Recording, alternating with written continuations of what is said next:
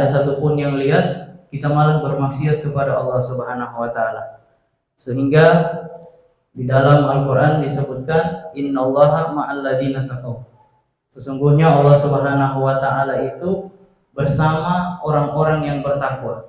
Jadi orang yang bertakwa baik di depan orang ataupun dalam keadaan sendiri tersembunyi tanpa ada satupun yang melihat, Allah selalu menyertai mereka. Allah selalu menurunkan rahmat dan kasih sayangnya kepada mereka. Kemudian beliau juga mengatakan at-taqwa sabab husulir rizqil ma'nawiyah wal hissiyah. Kalau kita bertakwa, takut kepada Allah Subhanahu wa taala, maka itu adalah sebab terbesar kita mendapatkan rezeki. Jadi ketika kita mencari rezeki harus diikuti dengan takwa kepada Allah, takut kepada Allah Subhanahu wa taala. Karena kalau kita banyak maksiatnya, seakan-akan rezeki itu tertutup kepada kita, maka jauhi maksiat untuk mendapatkan rezeki, yaitu rezeki ma'nawiyah, rezeki ketenangan hati, ketenangan batin, disehatkan, dijauhkan dari orang-orang yang tidak baik, dan rezeki harta, uang dan lain sebagainya. Beliau mengatakan takwa ini adalah tolak ukur daripada amal seseorang. Orang yang beramal baik tapi ketika dia sendiri tidak bertakwa, maka tidak diterima amalnya. Kemudian juga di dalam Al-Qur'an Allah Subhanahu wa taala berfirman walaysa laha min dunillahi kasyifah. Bahwasanya tidak ada yang bisa meneliti kehidupan kita kecuali Allah Subhanahu wa taala. Kita bersembunyi di depan dimanapun yang memang mungkin manusia tidak lihat, tapi Allah Subhanahu wa taala lihat. Kita tidak bisa lari daripada penglihatannya Allah Subhanahu wa taala. Mungkin di depan orang kita baik, tapi kalau kita bersendirian dan kita melakukan maksiat, orang tidak lihat, tapi Allah Subhanahu wa taala lihat apa yang kita kerjakan. Kemudian beliau juga menyerukan kepada kita untuk menjaga anak-anak kita daripada perbuatan-perbuatan maksiat, daripada pemikiran-pemikiran barat yang mana anak-anak kita di hari ini, di zaman ini, mereka sudah jauh daripada ajaran Islam, ajaran yang dibawa oleh baginda Nabi Shallallahu Alaihi Wasallam. Anak-anak sekarang otaknya, pikirannya banyak yang kotor, sehingga kita orang tua, beliau tekankan untuk menjaga anak-anak kita daripada pemikiran yang kotor, pergaulan yang tidak baik, sehingga mereka tidak terjerumus daripada kemaksiatan yang membawa mereka masuk ke dalam nerakanya Allah Subhanahu wa taala. Beliau menyerukan ihdzarul ma'asi wal munkarat, hati-hati terhadap kemaksiatan dan kemungkaran.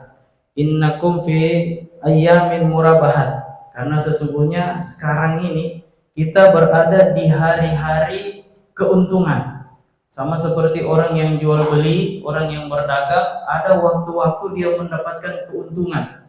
Lagi musimnya, lagi rame-ramenya, dia punya dagangan laris manis.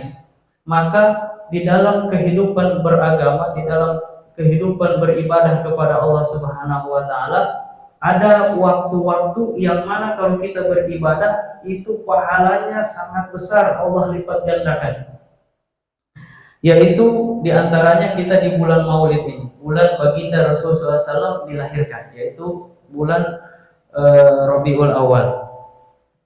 Kemudian juga beliau menyarankan kita jangan sampai kita menyerupai orang-orang kafir, jangan sampai kita mengikut tren-tren yang sedang digembar-gemborkan oleh orang-orang kafir. Jangan kita mengikut kelakuan mereka, jangan kita mengikut sifat yang buruk dari mereka.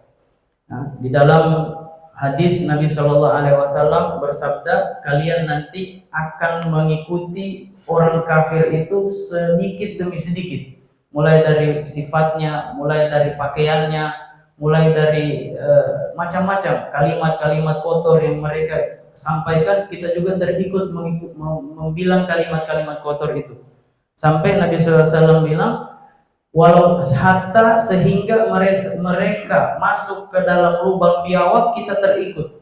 Saking kuatnya kita mengikuti tren-trennya orang-orang kafir dan barat ini. Dan juga beliau menyampaikan yang berikutnya menyuruh kepada kita untuk meninggalkan dunia atau jauhi kecintaan terhadap dunia. Nabi SAW bersabda, ad-dunya mal'unun wa mal'unun ma fiha illa dzikrullah mawad. Sesungguhnya dunia ini sudah dilaknat oleh Allah Subhanahu wa taala dan dilaknat segala macam yang ada di dalamnya kalau kita terlalu cinta dan terlalu nafsu terhadap dunia. Kecuali Allah Subhanahu wa taala, yang Allah inginkan dari dunia ini adalah zikir, mengingat Allah Subhanahu wa taala dan semua hal yang mendekatkan kita kepada Allah Subhanahu wa taala. Kalau kita bertakwa kepada Allah Subhanahu wa taala, insya Allah kita punya negeri ini dijaga. Tapi kalau kita tidak bertakwa, banyak maksiat, kemungkaran yang merajalela, kita bangga dengan maksiat yang kita laksanakan. Seumpamanya tadi malam kita maksiat, besok paginya kita ceritakan kepada orang, maka beliau mengatakan la sobba alaikum al-mul adab sobba. Maka dengan bangganya kita terhadap maksiat itu dan kita tidak tobati itu maksiat, itu yang menjadikan sebab kita diturunkan bala oleh Allah Subhanahu wa taala. Maka cara yang paling jitu untuk mendekatkan diri kepada Allah Subhanahu wa taala adalah meninggalkan segala macam maksiat. Ketahuilah, sesungguhnya setiap raja itu mempunyai aturan, dan aturannya Allah Subhanahu wa taala segala hal yang menjerumuskan kita kepada sesuatu yang haram. Dan beliau juga mengatakan luqmatun fi butunin ja'i afdalu min bina'i alfi jami'. Kita harus peduli terhadap sesama, di mana di hari ini banyak kita yang hanya nafsi-nafsi sendiri-sendiri. Kita tidak pedulikan tetangga kita tidak pedulikan saudara kita putus silaturahmi, kita marah kepada yang satu, kita emosi dan kita ego. Maka beliau menyampaikan hadis baginda Nabi SAW yang beliau bersabda, luqbatun fi butunin ja'i afdalu min bina'i alfi jami'. Beliau mengatakan, Nabi SAW bersabda, satu suapan kita berikan kepada perut yang lapar itu lebih afdal di sisi Allah Subhanahu wa taala daripada kita membangun 1000 masjid. Dan 1000 masjid itu masjid jami'. Jadi kita harus lebih peduli terhadap sosial kita, masyarakat kita, dibanding kita hanya bermegah-megahan di dalam bangunan.